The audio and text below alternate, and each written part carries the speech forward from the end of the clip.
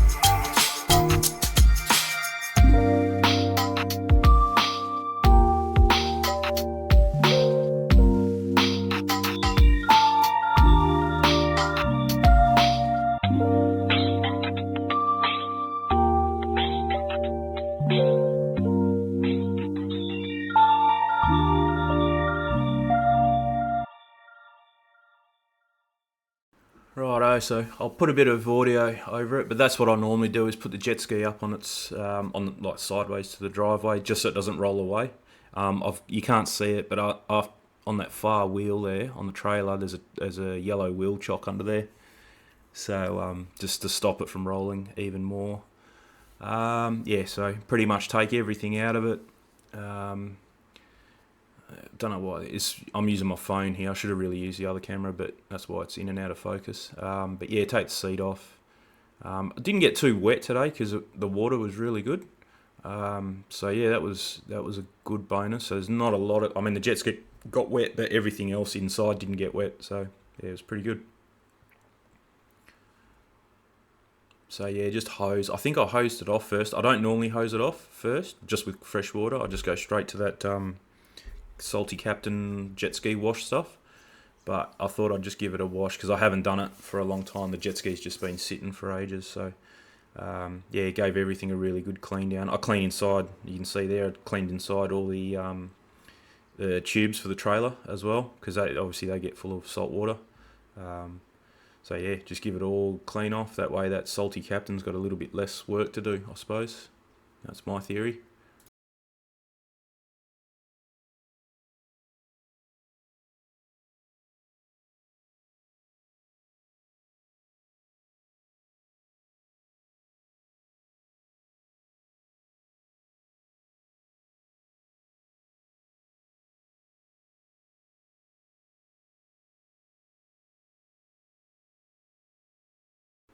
And this is the salty captain. So that's, you buy the kit and it comes with that gun that connects to your hose, and it comes with all the there's different kits. So if you only want one bottle, you can get one bottle. I bought the kit that has 3 bottles of the Jetski wash, 3 bottles of the engine rinse, and that they call it a musket. It's like a pirate musket. That's the whole theme of this stuff. Works pretty good actually. You can see there the amount of foam coming out of it, and it lasts a really, really long time. And I've only got 60 mils. That's all you need to put is 60 mils of their solution in that container.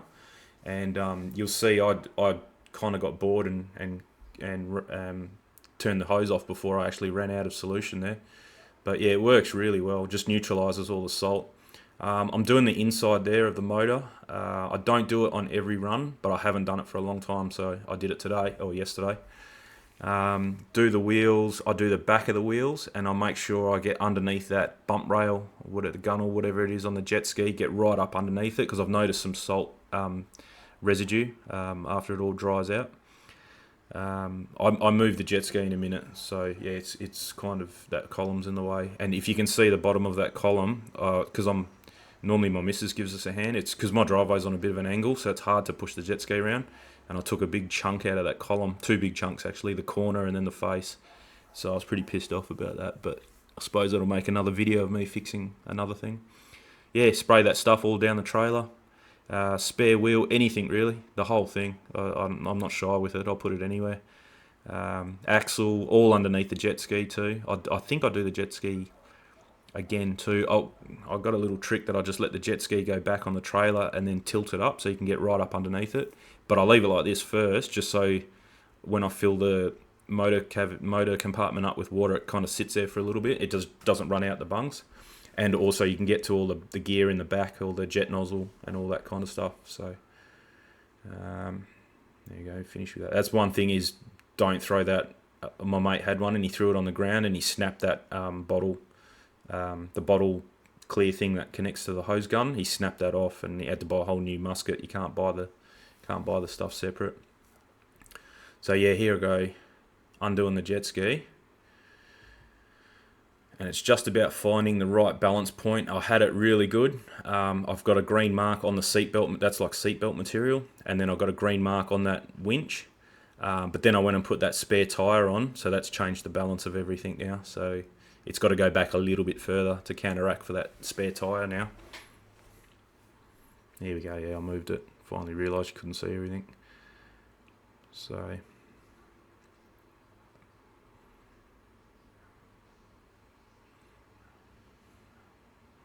see, it's a bit hard to lift there, so a little bit more. And there she goes. So just wind it up. There we go. Yeah, literally one finger, it'll just rock on the tyres. And now everything that's in that motor cavity, the inside, will just run out the bungs now. And it also makes it easier to wash the footwells as well, because nothing really stays in there. It all just runs out because of the angle that you're on. So yeah, it works really well. Doing like that. And then I'll go, so I'm still on the same tank of that pink stuff. And yeah, she's still going strong. Heaps of bubbles coming out. You can see it all on the floor there, even though the camera's out of focus. Yeah, get right up underneath it.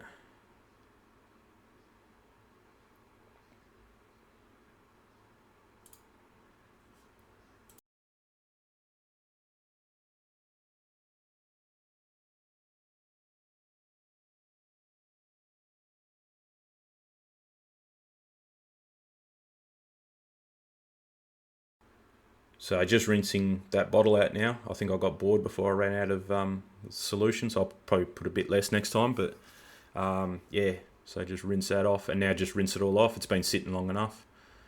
I think it says about 5 minutes or 3 minutes or something. Doesn't need a lot to neutralise the salt. Sometimes on that ramp, I know that if I go to the back tyres on my car, there's enough of the trailer in the water to get the jet ski on and off. But some other ramps are not as steep as that one, so I've got to go a bit further in. So if I do get salt water on my rims, on the rear rims, or bit of a splash with some, if the waves are up or whatever, I'll also do that to the car as well, just to get rid of the salt water on the rims and the back of the car. Done that a couple times, but yeah, not necessary this time because the car didn't even get wet, which was good. So yeah, now it's just rinse off with fresh water, and she's all done really, and then we'll get onto the motor.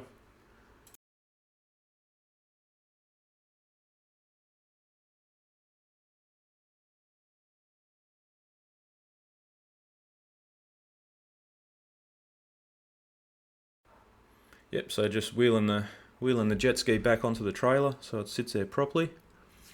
You can see my hand now, I've got the blue stuff, so same brand. This is the stuff that you put in the same container, same gun, everything, but it connects to your, you take the tip of that gun off and it connects to your flush down nozzle that connects to your motor. So 60 mils, that's heaps.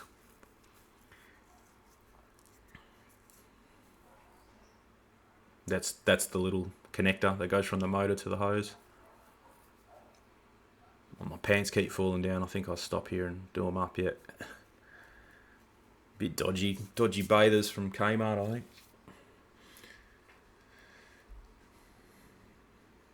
I must have had a fingerprint on the camera lens too, because it's not very good quality, but I can't go back and change it.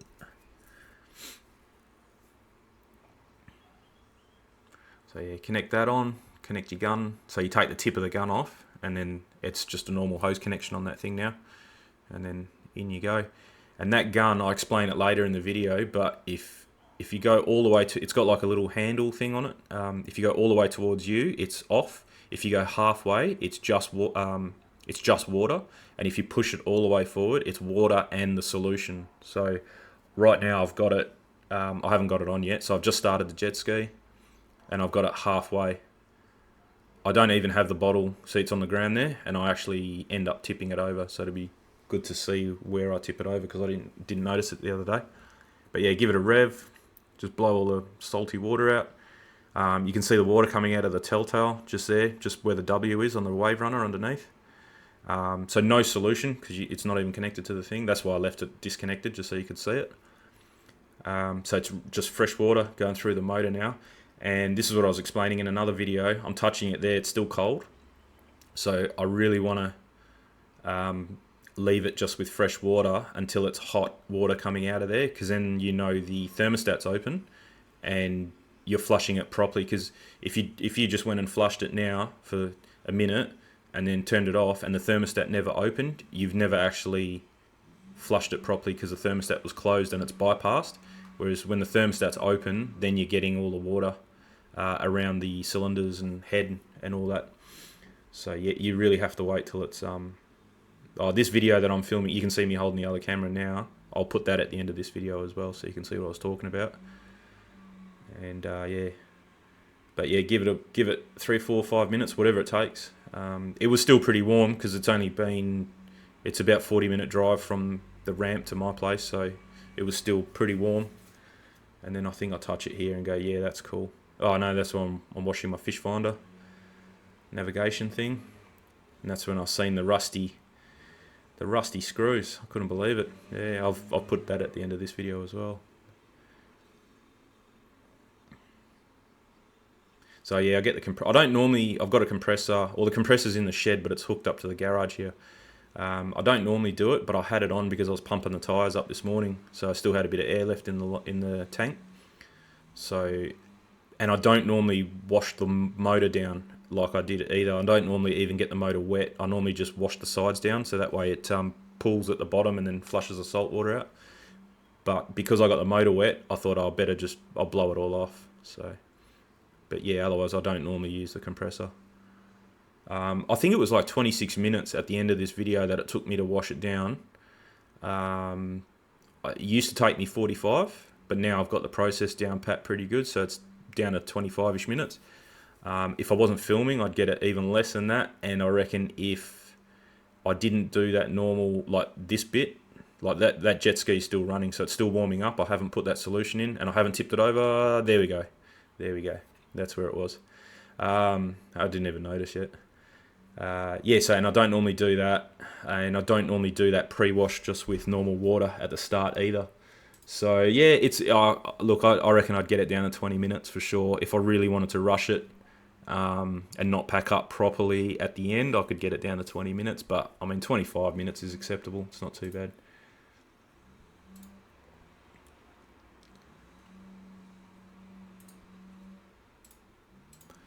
So yeah, that was finished then, so that's why I threw it around.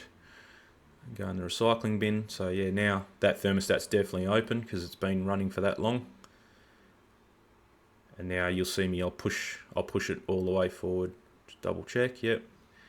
And yep, all the way forward. So now we're getting water and solution. And you may see it, but it's out of focus, so you may not. But out of that telltale, you'll get some bubbles, not sudsy, soapy bubbles, but you'll see a bit of foamy coming out of that, and that's just that blue solution. And what you want to do is kind of turn the jet ski off before that solution runs out. You don't want to then go back to fresh water, because then you've only got fresh water in your engine. You want this stuff to be sitting in your engine, not fresh water, this solution. So yeah, just before, you'll see it change colour. It's not as strong colour as the pink one. It's more of a lighter blue colour, so it's a bit harder to see. But you'll see when it's starting to get diluted, and then that's when you can it. So you turn the water off first, and then give the jet ski a couple revs, and then turn the jet ski off. You don't want to turn your jet ski off and leave the water running, and vice versa. When you start it first. Then there you can see the suds come out the back there. Yep. So we know we're good there. We're getting it all through everywhere. Yeah, when you start your jet ski, you want to start it up first and then turn the water on. You don't want to turn the water on and have no engine running, because you'll flood the exhaust or flood something anyway. But yeah, it's cool to run them for like 30 seconds with no water. So there we go, double checking. So yeah, still that blue solution going through.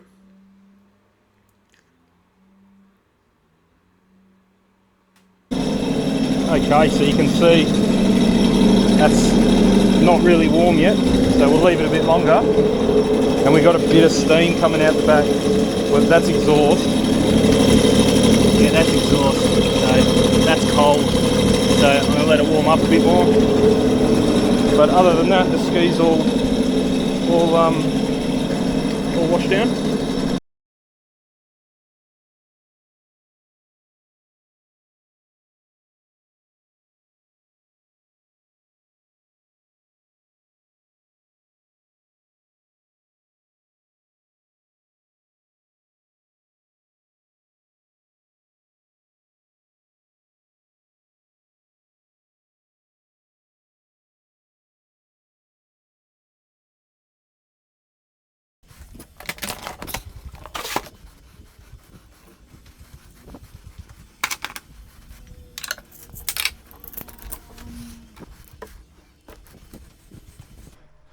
Alright, morning everyone.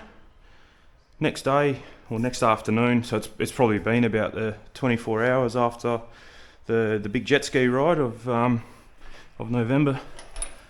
That's probably one of the longest rides I've ever gone on, probably the second longest. That was a really good one. So after everything's dry, so the shoes that I was wearing, they're dry. The sponge that I used to clean it all up, it's all dry. So now I'll just go back around and tighten the front down, tighten the back down, so that way I don't forget for next time. I'll leave the bungs out. I've never forgotten the bungs, so fingers crossed I never do. There's a bit of salt there. So yeah, I'll let everything dry. It's pretty dry in here. It's a bit shiny because of that stuff I sprayed everywhere, but I don't spray that stuff again until I go out the next time, just so there's less of it on there now, It's still protecting it, but it gives the water a chance to evaporate out. Maybe in a week or so, if I haven't used it in within a week, then I'll give it another spray, but just to protect it. But there's zero rust in there. It's really good. One thing I did notice with some rust was, don't know why, you would make a thing that goes on a boat with non-stainless steel screws. That's just ridiculous. Yeah, I don't get it. The connections, I've protected them with some kind of I don't know what I put in there, but they're copper anyway, so they'll corrode, but they won't rust out. But yeah, they're all rusted, if you can see them there. Yeah, a bit funny, but whatever. Anything that you're making for a boat, just use stainless steel. Factor that into the equation. Anyway, so I'm going to give this a bit of a wipe down. I only that's ceramic coated already, so it doesn't need like a massive going over like with another ceramic coating or anything like that. I could see it yesterday, the water was just beating off it. So exterior, pretty sure I got everything in the right spot, but I don't know what I'm using. I've got a oh, it's probably this one, graphene detailer, that's the one. So there's a graphene nano coat that I've coated all my cars with. I don't know, you get probably, well, on this car it lasts forever because it's never it does like 400 k's a year. This thing's in salt water, so you probably have to reapply a bit more. But yeah, it's literally spray it on, wipe it off. I try not to get any of the black plastics with this stuff. I've got to pay that actually. I haven't paid it. Yeah, we get a new sticker every year, and it's a different colour every year, so they can tell from a distance if you've paid your rego. So yeah, just wipe it down. Just be careful. There's a little bit of sand down there. Just gets trapped. Make sure you don't get that on the rag, and then go and drag it everywhere. I mean, that's if you care about your paint. I'm a little bit pedantic, but not as pedantic as a car, because this is going to get scratched no matter what. Parking it up on docks, and I can show you, there's just scratches all over it. There's heaps of sand there, so I'll just avoid that spot, or at least just go one way. But yeah, leave all the black plastics for now. I've got another trick for that. And maybe shake off the rag just in case there's any sand in there, you don't start bringing it around. But it's not even, this is just a spray, wipe on. You don't even need to wipe it off. That's not black plastic.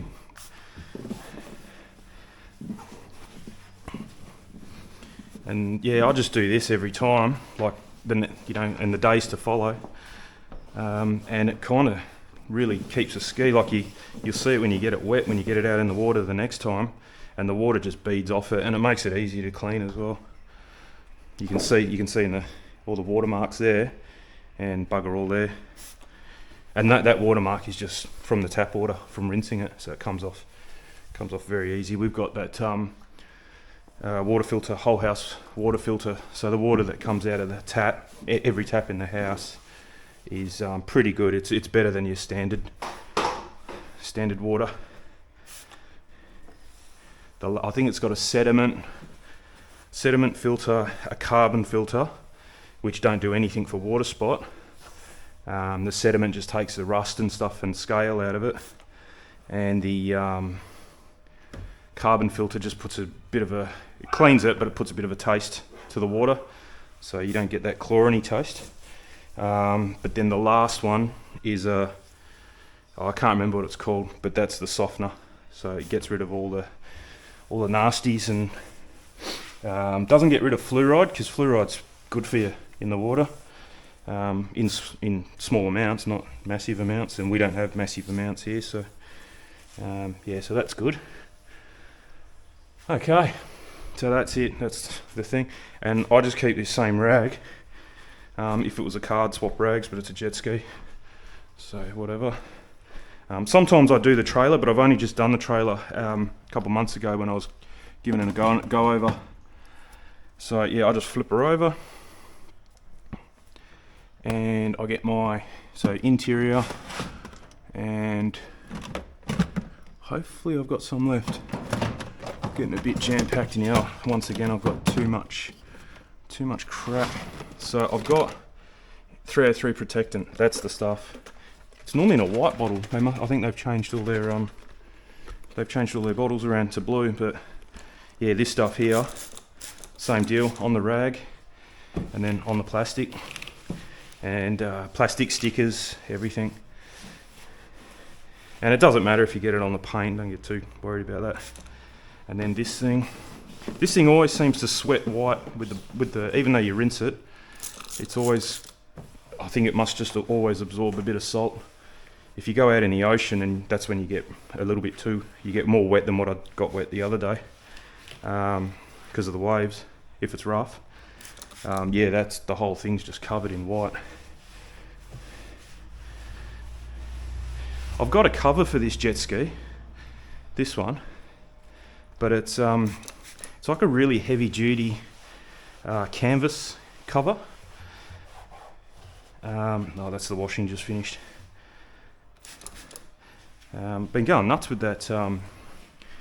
It's actually a pleasure to do the washing now, by having that proper clothesline that I hung up the other day, that little one. It's really good. Don't mind doing a little load, and because it was just a bit of an effort to get that big clothesline out before. First world problems, I suppose, but yeah, it's heaps better now. I might just go and hang that up, and I'll be back in a minute. Yeah, so just washed all the gear that I was using from yesterday and a bit of cycling stuff. But yeah, it's going to be it's a bit humid today. It's not very hot. I think it's only going to get 25, but it's a bit sticky. This cloud hanging around, no good. Alright, so back to the jet ski. So pretty much done, just keep going around with that black plastic. I just got some new dog grooming shampoo, because with the two dogs now, we've had both. We've had the older one for 3 years, Alfie, but Dex, the younger one, we only got him in February. And we used to buy special shampoo for Alfie, because he's got allergies, allergic to grass, and he licks his paws heaps, and so we got like a medicated shampoo for him. So we'll kind of, you can buy it from a shop down the road in 1 litre container, and that lasts, because you don't need a lot. But the other dog, Dex, he doesn't really need a medicated shampoo. He's fine. He doesn't have any allergies, thankfully, because it's a pain now. I mean, Alfie's on, he can either get an injection once a month or something, or once every 3 months, and it's about $80 or something like that. Or he's on, we got him on tablets, chewable tablets, and but they're like $3 a tablet, and he's got to take 1 a day, so it adds up. But yeah, it seemed to be working, so yeah, well worth it. But I'm hoping, and we've tried him on and off the shampoo, medicated shampoo, and it doesn't make a difference, and it's quite expensive, the medicated shampoo. So I'm pretty sure the tablet's doing all the work, and it's not the shampoo. So we decided a couple of weeks ago, or last week, that that's it. You know, he's not going to have any more medicated shampoo, unless we take him off it and he goes really bad. Then obviously we'll put him back on it. But yeah, I think we're just going to leave him off it. So I found a place online, because around the shops here you just can't find anything that's in decent quantities. You can only buy like 1 litre containers, and you go through them. I mean, each dog, you need almost 100 mils for each dog, and they're only little dogs. So yeah, it's a bit of a pain. So I found a place online, 5 litre bottle. It's about $130 for 5 litres. I mean, I don't even spend that much on shampoo on myself, but apparently it's meant to be a good one, and it's not medicated, but it's for sensitive skin, so, and it's meant to stop itching and stuff like that, but it's not medicated. So I got that today, so I'm going to do another video, and I'll whack him in the dog bath and give him a wash. I've been waiting to wash him. Normally wash him on the weekend anyway, but I've just stretched it out another day or two, and I'll give him, because I knew it was coming today. So yeah, I'll go and give them a bath soon. Oh, mirrors, because they're a pain.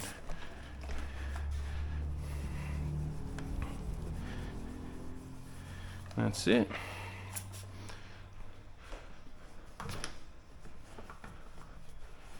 And I don't know if you can hear it, but I've got the dehumidifier on. That's only been on 24 hours, probably not even, and it's already got like 1.5 centimeters of water in it, and you can feel it's not so musty in here. I came in here last night, and because this thing's just sweating out with all the water that's in it.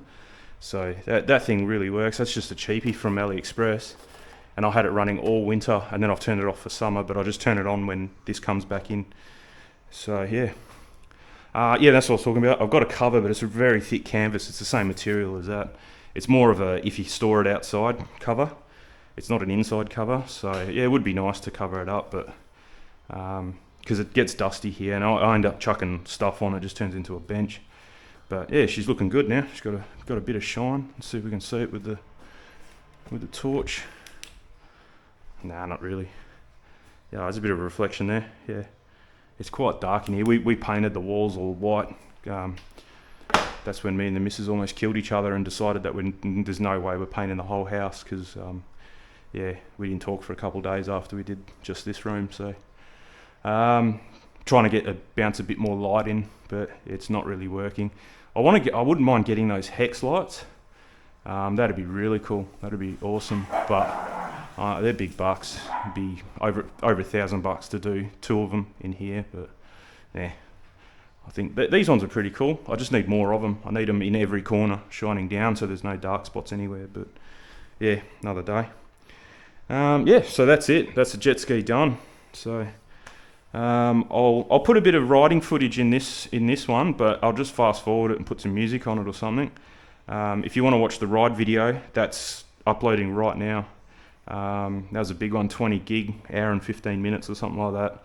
But went through all of Perth, and went from the city, the Narrows Bridge, went right out to Freo. So did the whole river run, and then out past the heads at Freo. Saw some cool container ships, and then back again.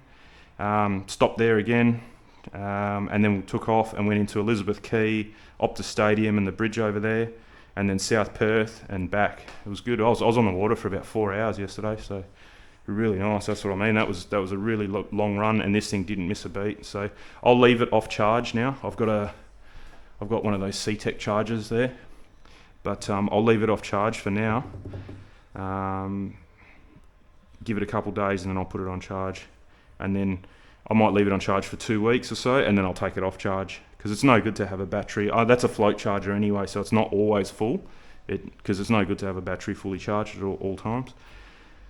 So yeah, you got to exercise them. And that battery, I've been doing that, and that battery I didn't even put it in. The guy that bought it before me put it in.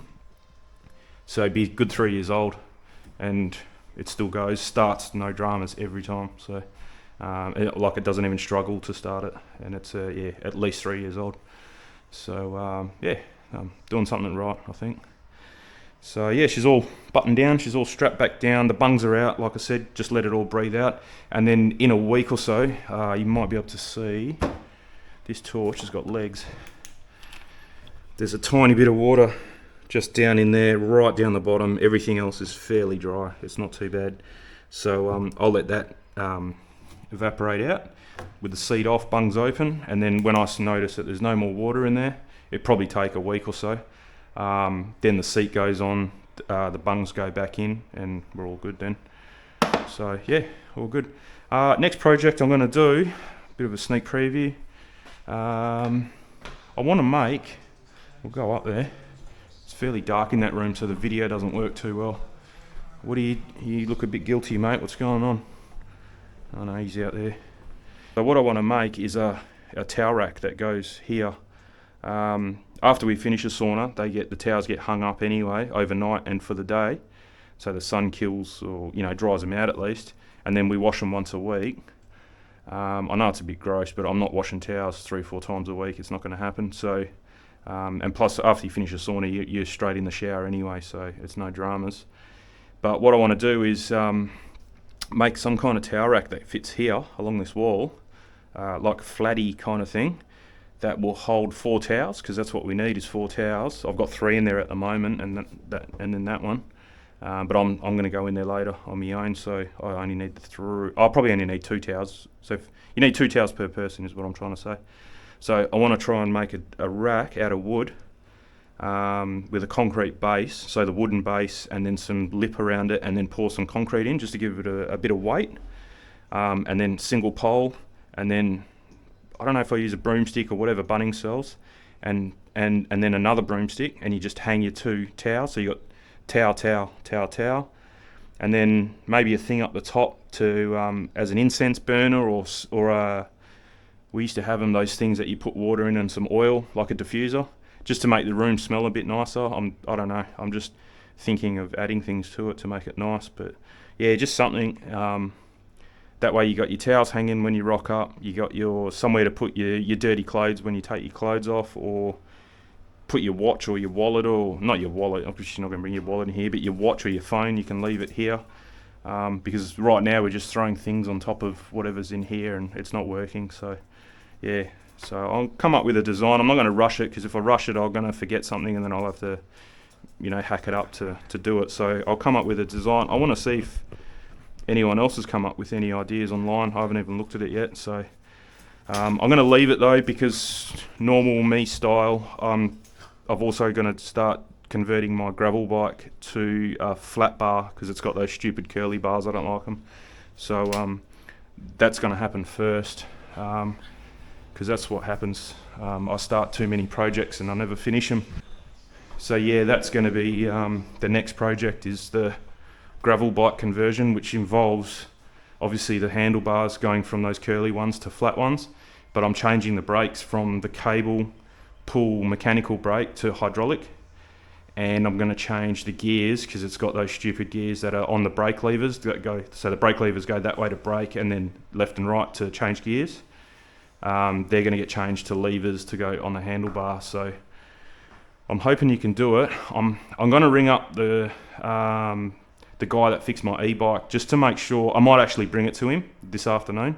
I might chuck the bike in the car and just bring it to him and just tell him what I'm trying to do, and he'll let me know if it can be done.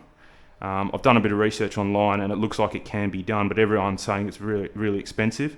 But I'm going to buy everything on AliExpress. They've got all the Shimano parts on AliExpress. So the brakes are $50 for the set, front and rear hydraulic, and the shift levers are $29 for right and left, front sprocket and rear cassette.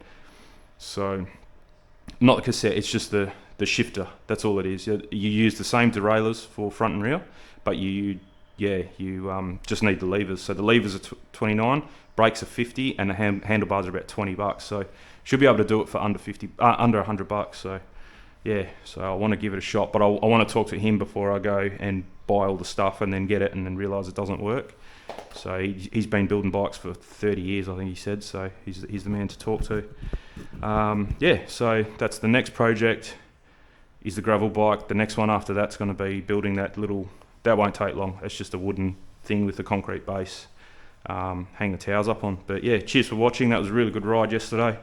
Check out that video. It's a long one, so skip through. I'll put a bit of music in it, but there's a few of the Perth attractions around, so yeah, all good. Catch us later. So that there is the old Swan Brewery. They don't make beer there anymore, unfortunately. But it's all offices and swanky restaurants and apartments and stuff like that now. And just here's the Narrows.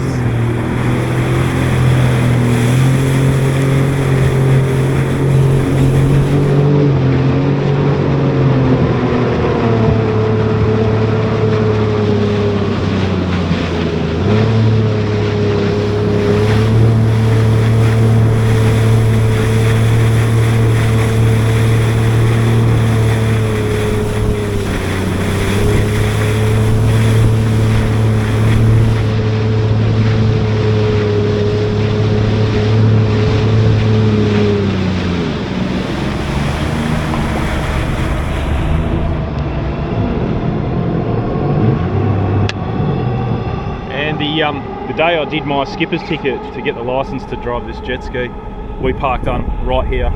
It was really cool because it was a really, really hot day.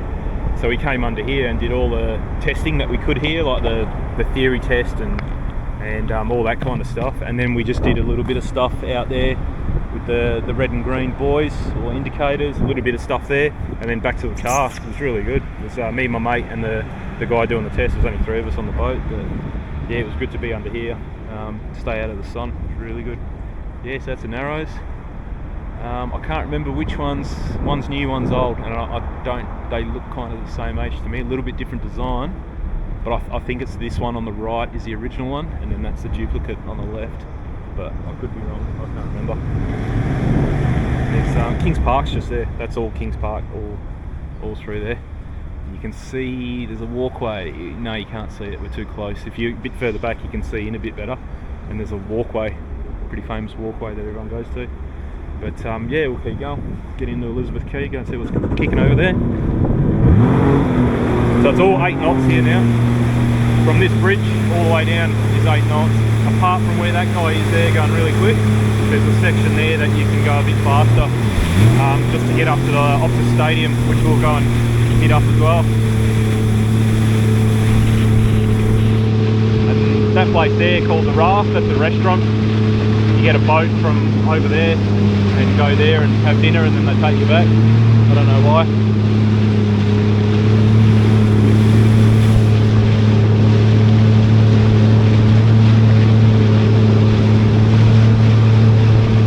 Yeah, see, he should be going that quick. That's an 8 knot zone for sure. Yeah, no way.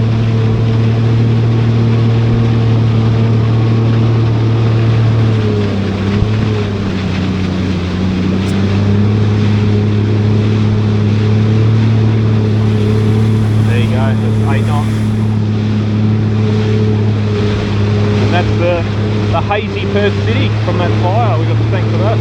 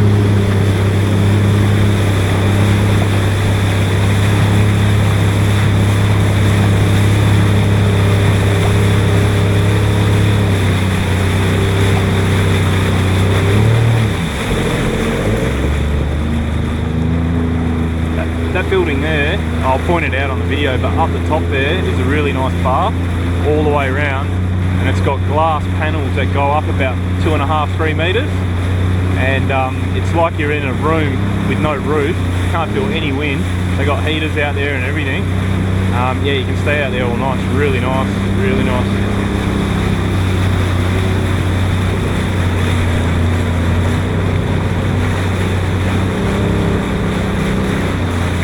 It's only 5 knots here.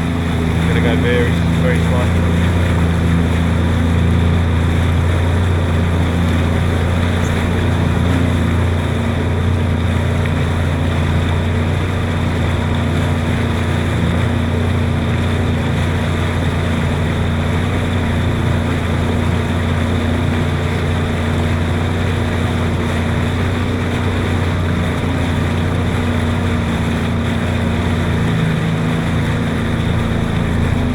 Looks like it's low tide as well. See, those rocks are all exposed. Nice pub there.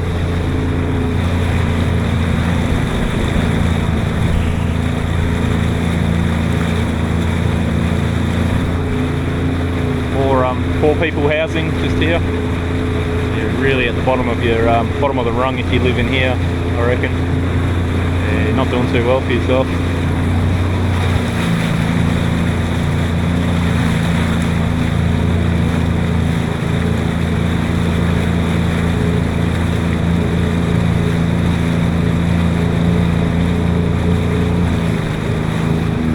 this merry-go-round just here. Apparently the story goes this guy took his daughter to Paris. They went on this merry-go-round and she loved it, so he bought it and brought it back here. Didn't know what to do with it, so he put it here and charges like $50 a ride or something. Something stupid like that, I don't know, $20-30. Used to be a good burger place under there, but it's gone now. You got a gondola. That's from France as well, that gondola. Or no, Italy, Venice, wherever they're from. Yeah, they brought that over. I don't know what they do with it, whether they just putt around here or they go out. I'd say it'd be too rough out there. And this is where you catch the ferry to go, one just left actually. And it goes over to South Perth there where the zoo is. We'll go over there now. We'll go to Optus first and then we'll come back that way, Optus Stadium, where they play the AFL football.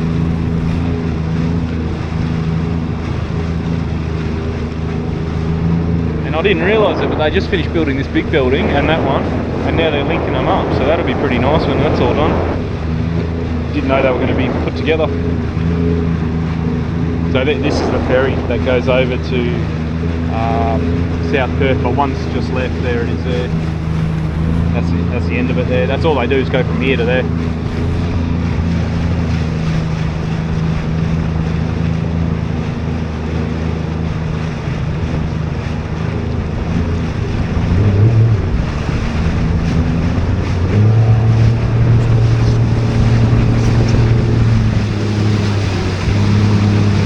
So a mate of mine that doesn't have a skipper's ticket, me and him hired a boat from back up in Freo, and we came down here. And because I'm used to going with the jet ski, I can go pretty much anywhere until you get bogged or hit the ground. But really, by rights, what you should do is follow what that boat just did, go through here, and then that red one over there, keep that so you stay to the right of it. But we didn't, and we went down here because I've done it heaps of times with the jet ski. Let's go and have a look actually. I've got the map there, you can see it. I've followed this before. Actually no, it was a bit further up, and the boat had a depth sounder on it, and we just weren't going anywhere. I was wondering what was happening, and we actually beached it. It was just touching the sand, so I don't know how. I just raised the prop up, trimmed it up, and we just paddled it out really carefully, and we got out of it, so that was lucky. But it was around here somewhere. But yeah, it's low tide too, so I don't know why. Yeah, it was up around here, I think. Because we were going to go up to the stadium, but we never ended up doing it because that happened. Yeah, it's still 3 metres deep here. I don't know what we hit, but it was definitely sand. You can see the bottom, unless it was really low tide. But I think this is low tide as well. So this from red and green, from here down, you can go as fast as you want.